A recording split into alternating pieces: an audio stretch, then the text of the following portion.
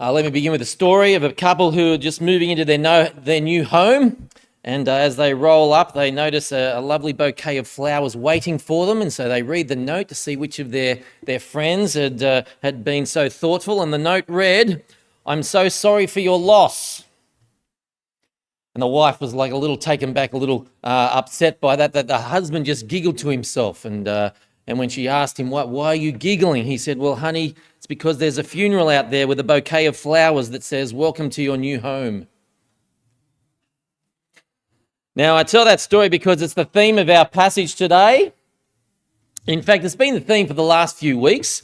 So our sermon series this term, we're looking at the closing chapters of Matthew's Gospel, Matthew 24 to 28, and it begins with what theologians call the Olivet Discourse. Now, why is it called the Olivet Discourse? It's because of a conversation that Jesus had with his disciples on Mount Olivet, or in English, the Mount of Olives. And the Olivet Discourse has one overarching theme that Jesus explains using 4 points. Sounds kind of like a sermon, except Jesus has got 1 point too many for a sermon, doesn't he? And look, those subpoints, which we're looking at across the 4 weeks, keep hammering the same points over and over and over, all right? So Jesus is reminding us over and over and over that you and I are going to meet him one day. All right? You and I will one day have to stand before our Maker and give an account. Yet each of the 4 subpoints has a slightly different theme about how to prepare for that day. So 2 weeks ago, we saw from Matthew 24 that Jesus will return when we least expect it. We will not know when that's going to happen. Then last week, we looked at how we need to keep watch because we don't know when Jesus is going to return. This week's passage looks at how Jesus wants his disciples to be productive while we await his return, or while we await our new home. Okay, and he does so using the parable of the talents, or as the 2011 NIV that we got in front of us calls it the parable of the bags of gold. And there are 3 things that really jump out to us with this parable. So look, parables are sort of a teaching tool that Jesus would use in which he would hide a message within a simple but often shocking story. And he did so that those who were eager to listen to him would latch on, but those who were eager to get away would run from Jesus. And this parable has 3 shocking aspects to it, all right? It is the number one is it's the extreme amount of wealth that the master entrusts to his servants. The second is the extreme response of each of the servants. And the third is the extreme rewards that the master bestows on each of the servants. And they're our first 3 points for today. So if you've got your sermon outline there, it shows that we're going to look at what the master wants, point 1, what the servants, how the servants respond, point 2, and what the master gives, point 3. But today we're going to have a 4th point, believe it or not. Jesus is rubbing off on me a bit here, and that's going to be our application, and that is how to be a good servant. Okay, how do we ensure we're productive servants as opposed to lazy servants while we await Jesus' return? So, if you would one day like to hear the words, "Well done, good and faithful servant," then please come with me as we look at the parable of the talents. And it begins with these words. So if you've got your Bibles open there, Matthew 25, verse 14. Again, it would be like a man going on a journey. Now, what is the it that Jesus is referring to? Well, if you go back to the beginning of chapter 25, we see that it refers to the kingdom of heaven, all right? God's kingdom. And we're told that it is like a man going on a journey, again, verse 14, who called his servants and entrusted his wealth to them. To one he gave 5 bags of gold, to another 2 bags, and to another 1 bag, each according to his ability. Now, excuse me, before we unpack what these bags of gold represent, we first need to acknowledge that these bags of gold belong to the master. All right, he isn't giving them to the servants at this stage. They get a reward a little later on, okay? But what he's doing is he's entrusting his wealth to these servants to look after while he goes away. Okay, so the main point of this parable, if you haven't picked it up, is that the master wants us to do something, to be productive with his resources. right, with his resources. Second thing we need to acknowledge is that this is a huge sum of money. So the NIV text note down the bottom tells us that in the original Greek, the bags of money are talents, as Scott said before. So in the Greek word is talenton. We just translate it as talent, and it's a sum of money, and we learn that sum of money, like one talent, basically amounted to 20 years of a day labourer's wages. All right, so let's do the sums on that. I looked up Google this week. The average wage for a blue-collar worker these days is about $75,000 a year. So times that by 20, and one talent equals about $1.5 million. All right, so this is like a multi-millionaire calling in 3 financial advisors, and he says to the first one, listen, I hear you're very good with money, so I'm going to entrust you with $7.5 million of my money so that you can put it to work. And then the second one, he says, I'm going to entrust you with $3 million of my money. And then he gets the third one and he says, look, I hear you're okay with money as well, but I want to diversify, so I'm going to give you $1.5 million of my money to invest. All right, these are not small amounts of money. But the bigger question is, what do these bags of gold represent? Now, in a nutshell, it represents everything God has given us. These bags of gold represent the gifts, the skills, the time, the passion, the money, and the resources that God has bestowed upon his people. Now, for most people today, they don't think that's very much. All right? The thought process for most people these days is, look, yeah, God has given me a little bit, but most of what belongs to me, I've earned. Right? I worked hard at school. I got into a good uni. I got myself a qualification. I found myself a high-paying job. I worked my way up the ranks. I saved. I invested. I earned most of what belongs to me. Thank you very much. The reality, though, is it's actually the complete opposite from God's perspective. You see, God will say, yeah, you've worked a little, but who gave you your brain that allows you to think? Who gave you your 2 arms and your 2 legs that allow you to do things? Who gave you your parents? Who brought just the right friends and peers into your life? Who ensured your teachers or your mentors were able to adequately motivate you? Who gave you your first job and every other opportunity that has come that way since then? And who allowed you to be born into the best country at the best time in human history, where we are just absolutely saturated with opportunities? Right? Do you know that if you were born 1,000 years ago in Mongolia, you had one opportunity: be a farmer. And so, friends, the first thing we need to be struck by with this parable is the incredible generosity of the master in entrusting you and me with enormous wealth, metaphorical wealth. All right? He doesn't demand that his servants build him wealth out of nothing. He gives us abundant resources that we are to do something with. So that's the first shocking thing about this parable. The second is how the servants respond. We see this in verse 16 to start with. The man who'd received 5 bags of gold went at once and put the money to work and gained 5 bags more. So also the one with 2 bags of gold gained 2 more. So these servants waste no time in getting to work. They get straight out there into it. And there's 2 reasons for this. And the first is they're not actually servants. The Greek word is doulos, which is translated as slave.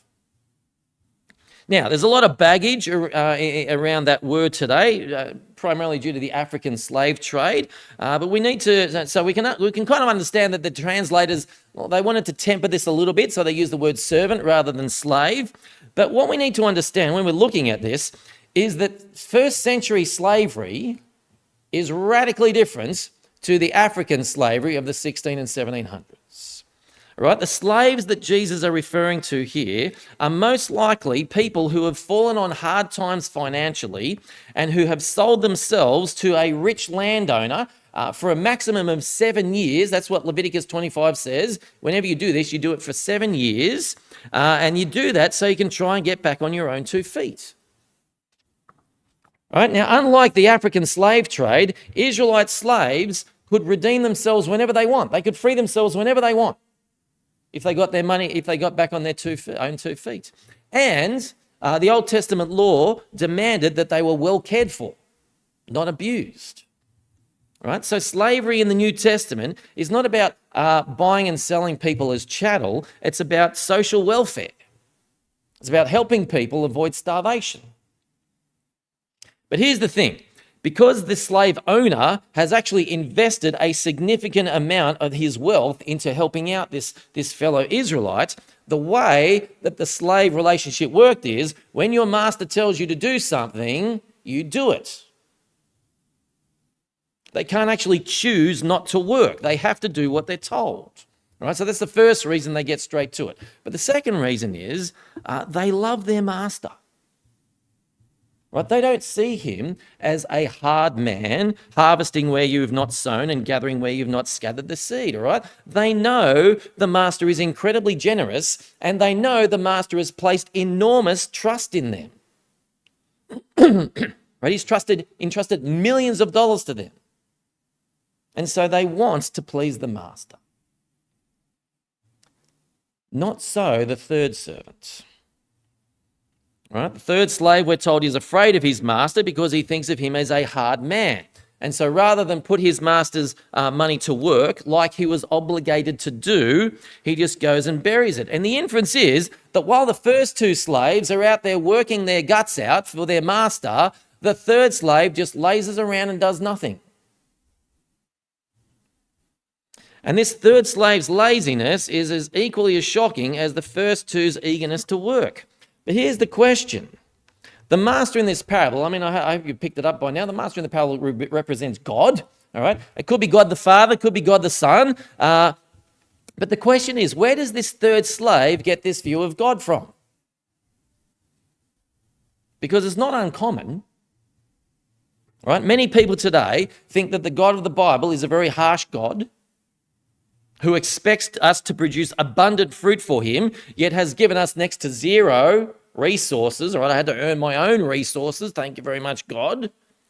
And they think that God will smite them if they don't measure up. So they try and keep away from him. Like, where does that idea of God come from? Well, it comes from Genesis 3, doesn't it? You will surely not die, says Satan.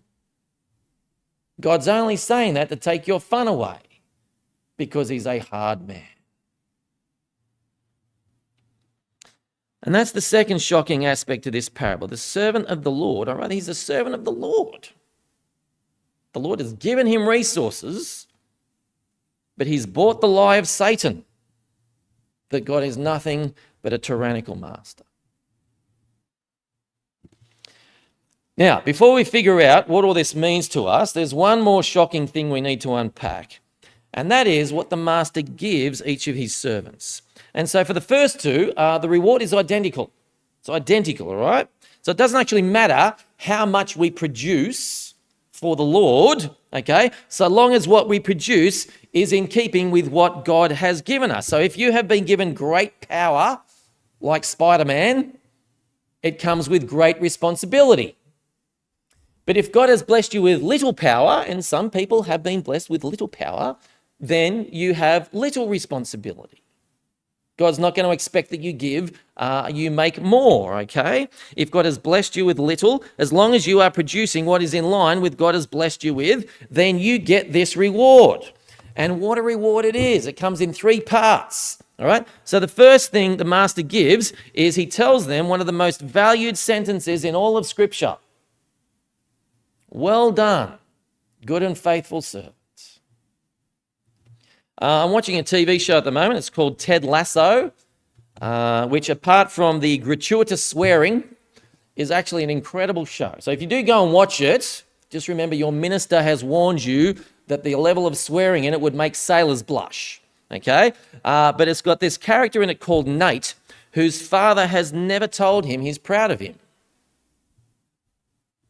And it leads him to completely fly off the rails, diving headfirst into destructive narcissism.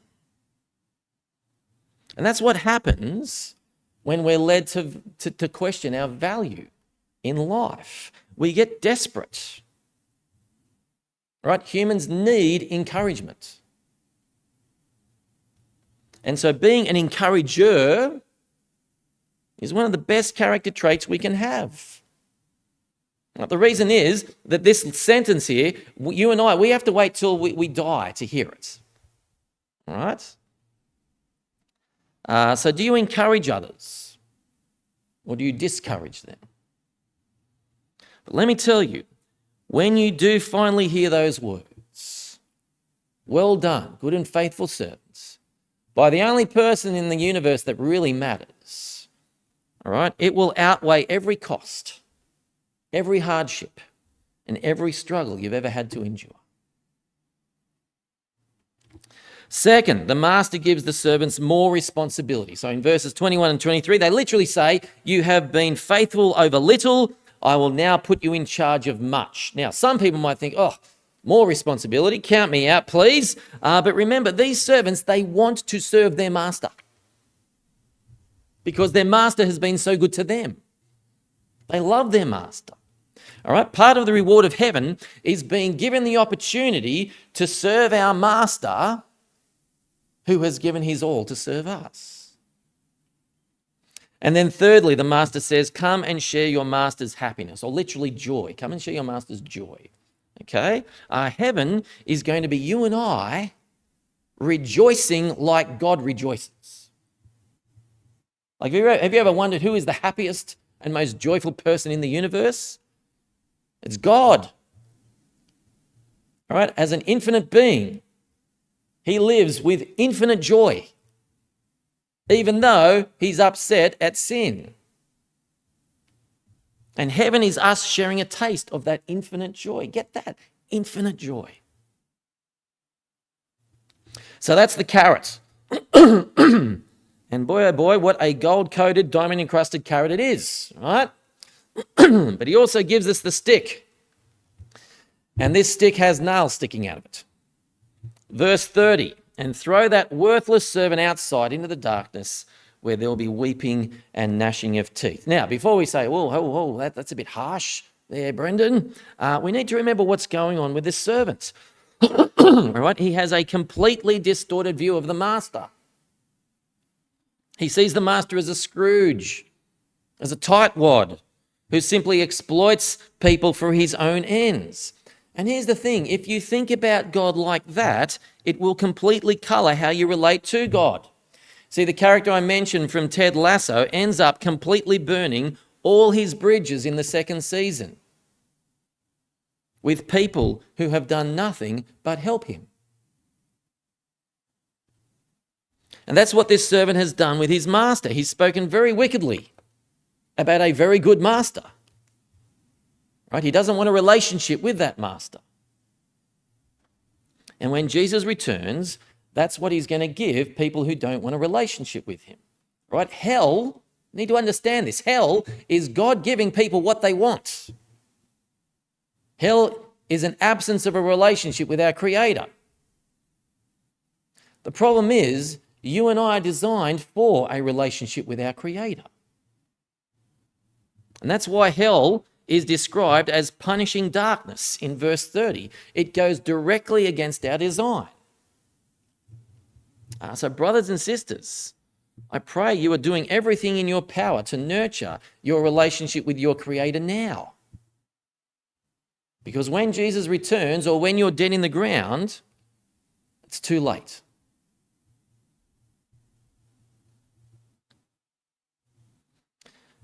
All right, this leaves one final question as we close. All right, if we would prefer the carrot rather than the stick, then how do we go about being one of the good servants? All right, so here's our application for today.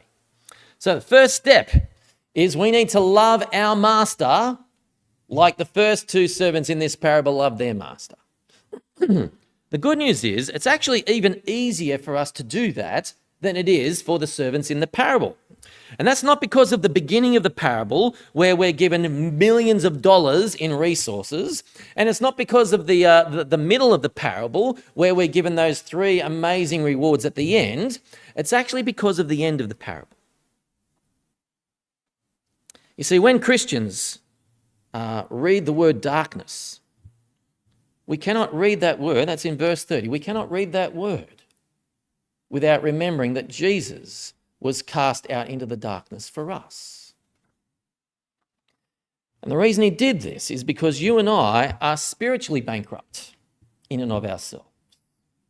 And our only option is to sell ourselves into slavery to someone who can actually pay our debt for us. Yet the price of that debt was Jesus experiencing infinite weeping and suffering. Gnashing of teeth, on the cross. And friends, the more that sinks down into the depths of our heart, like the amount of debt we've been forgiven by Jesus' death, well, the more we will want to repay the person who paid that debt. So that's the first step. The second step is we need to realize that you and I have all been given certain gifts and skills and time and passions and money and resources according to our abilities. And God has given us those gifts and skills and resources to do something with for his kingdom. Right? Okay? Everything you have is a gift from God. Even your hard work is a gift from God when you think about it.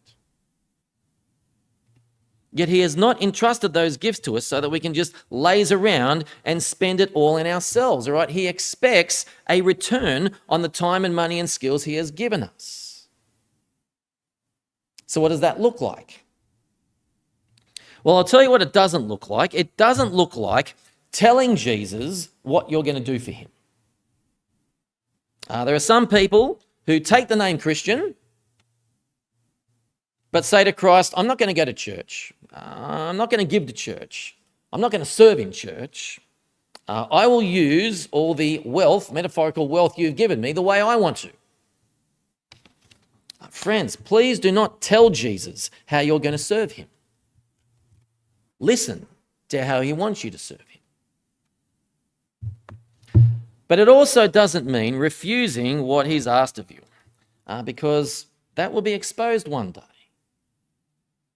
Right? I greatly fear for those who think they're getting away with it, getting away with simply being a passenger in this life.